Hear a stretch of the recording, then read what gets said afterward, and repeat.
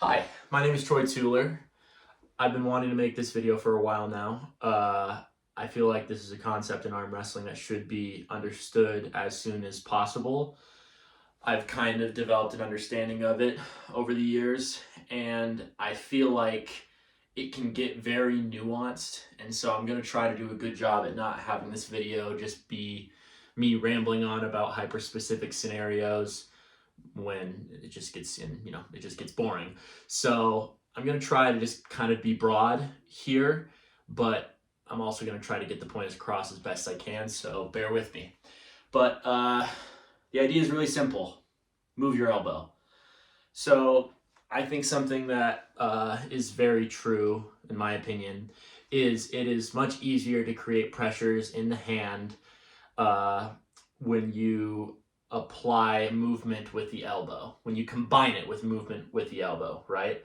So a lot of people learn, some basic concepts of this pretty early on. For example, the posting top roll, they'll do the movement where, they're trying to create this up pressure and back pressure. And so instead of just rocking their wrist up like this and pulling back like this, you are also pushing your elbow forward like so, because you'll see how I can gain like a good amount of height just by pulling this way, but it's easier to create that pressure by shoving your elbow forward and rocking back and creating more pressure upwards, right? That's probably one of the first examples people learn when they're getting into arm wrestling, is pushing your elbow forward. Well, actually, I take that back. The most basic one ever is, of course, dragging your elbow back, sort of that, backwards L or J sort of movement on the pad, right? So for newcomers, it's important to understand, yes, although you are limited to this pad, usually 7x7 pad, inches are like miles in this sport. Every little, degree of movement can be game changing in all reality, right? So what you need to understand is, despite it might not feel like it might not feel like you're doing that much of a movement sometimes, but trust me, moving your elbow and, using the pad, using all of this space that you have to work with is ideal and is what you should be focusing on when it comes to arm wrestling, is that movement, that coordination, So you got to understand how to move your elbow. So, like I said in those two examples, the most basement level one being just drag your elbow back, pull rather than push, right? And I believe in teaching people the posting style top roll first, just because I feel like it's closer to natural movement. I made a video on that not too long ago. But yeah, pushing your elbow forward and rocking back, creating more of an up pressure based movement while pushing your elbow forward, is also, in my opinion, easier to teach people, and they find it pretty comfortable. So going back to kind of what I said about creating pressures in the hand and how combining that with elbow movement will sort of magnify it. I already mentioned before, the example of the posting top roll, but there are also a bit more complicated movements or complicated pressures that might seem like almost disadvantageous at first, but in theory, and if applied correctly, they can be very effective. So for example, a long time ago, kind of when I first started to realize the real importance of elbow movement and the what you're capable of, somebody asked me to practice one time. They were like, Troy, how do you cup when you're in a match? When you're top rolling, how do you cup? Do you just, as you're pulling back, do you just suck in? Do you simply just bend your wrist and try to contain and control? Or do you do something else? Also, pardon the light, it might flicker throughout this video. But the idea is that when I was gripping up and I was answering his question, I was thinking about it, and I noticed that I was doing this thing sort of unintentionally, where when I started, to apply my back pressure and everything, I would start with my elbow inside my body, almost kind of near my belly button, like this. And when we'd say go, I would flare my elbow out this way. It would go forward slightly, but more so right, like in the direction of my opponent's pin pad. And when I did that, when I created that elbow movement this way, I realized that my forearm was like arching this way, you know, like it was going with my wrist in this motion, right? So instead of just me trying to just cup and drag, I was elbow slightly forward and to the side to create that up pressure and cupping pressure, and then of course dragging back, right? That's when I realized, like, this was a long time ago, and I realized, like, oh yeah, like sometimes I move my elbow in a way just to apply more pressure even in a cup, right? So the basic movements that you should learn, like pretty much on your first day, which is just like, oh yeah, like drag your elbow back, you know, like pull your opponent.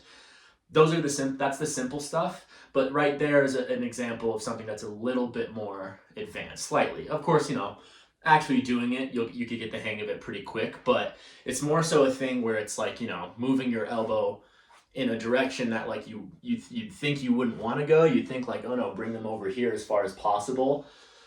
It seems a little weird to some people, or so I've found. So there's an example, right? Like sometimes you like moving your elbow in a certain direction can apply some very specific pressures that you might need in order to win a match, right? And kind of going more off of that, once again, I'll try not to get like too specific, but it kind of goes into setup as well, right? Like, excuse me, the other night, a couple days ago, I was training with a buddy of mine. He lives in Las Vegas. His name is Will. Hi, Will, if you're watching this.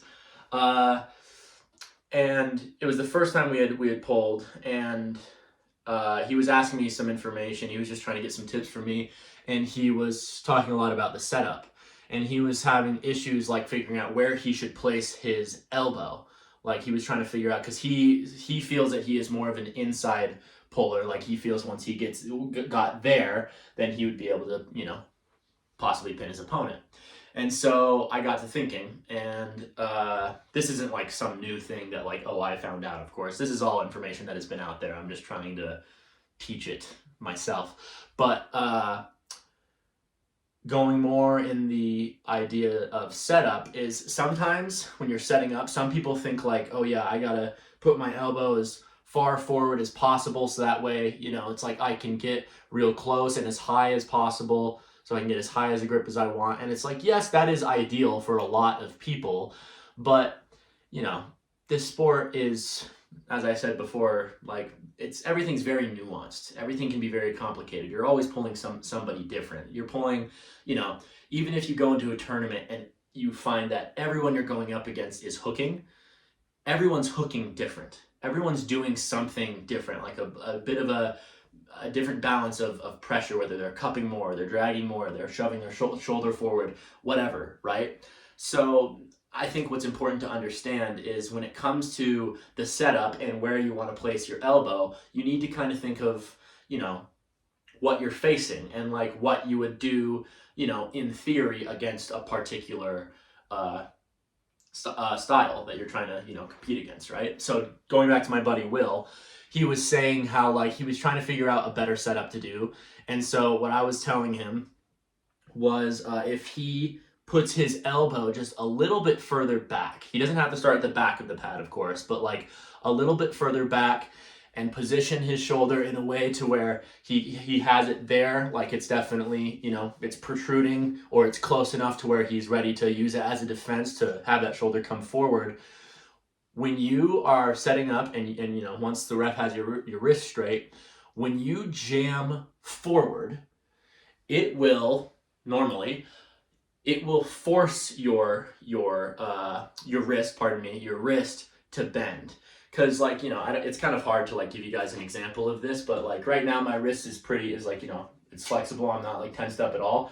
When I push my arm forward, it naturally just bends like that, right? So it's the same thing. When you're grabbing onto somebody, when you're pushing forward, it's already kind of trying to force your wrist into a hook, right? And so as you're applying your own, like, yes, you're simply just bending your wrist. You're also applying that forward pressure on your elbow and pushing into them to gain that cup, right?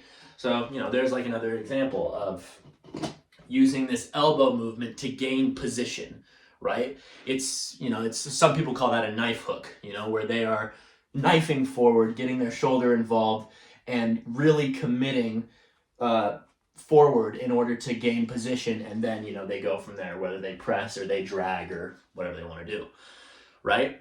So yeah, I feel like the biggest thing I want to get across in this video is understanding that it is never just like a wrist movement versus a wrist movement. Like that's a common misconception with some new people is it's not just like, oh, let's say I'm a top roller and I'm going up against a hook puller.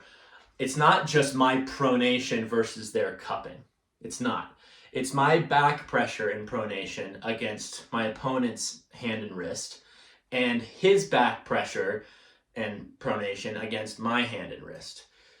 Well, I said he was a hooker, but you get what I'm saying. It's like, it's never just like, it's not just your hands are doing the battle. You're moving your elbow, you're moving your arm, you're doing these combined movements in order to create as much pressure as possible. Because trust me, you think of like, what's a good example? Someone like maybe Irakli Zirikashvili or Travis Bajan or any like Taras Ivakin, any of these like legendary posting style top rollers, it's not like they're just going like this and then just top rolling. You know what I mean? Like they are moving their elbow wherever they need to in order to create the pressures to gain their advantage, and then they will drag back. Then they'll do, like they'll finish the movement, right? So yeah, it's never just your wrist doing these movements alone. It's not like your wrist alone is, well, unless you're really, really strong, it's not like your wrist alone is stopping all of that back pressure and pronation and up pressure from a top roller. You are probably also supinating a bit. You're also probably pushing your elbow into them and trying to like bone line them and push your frame into theirs. Like you're doing all of these things in order to apply the pressures in the hand better, right? The idea is move your elbow. What I highly recommend that you guys try, I'm not sure if I've mentioned it before in previous videos, but I like calling it pressuring up. All it really is you are pulling against really anybody. Obviously, if you could find someone that's close to you in strength, that would be even more ideal. But the idea is that when you grip up with somebody, you are not concerned about pitting whatsoever, and you probably don't go anything beyond 40% of your full strength, right?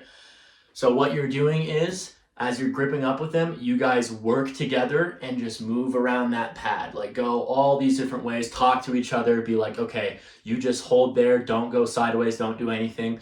I'm gonna see what I have to do in order to get the pressure on your wrist, right, and on your hand.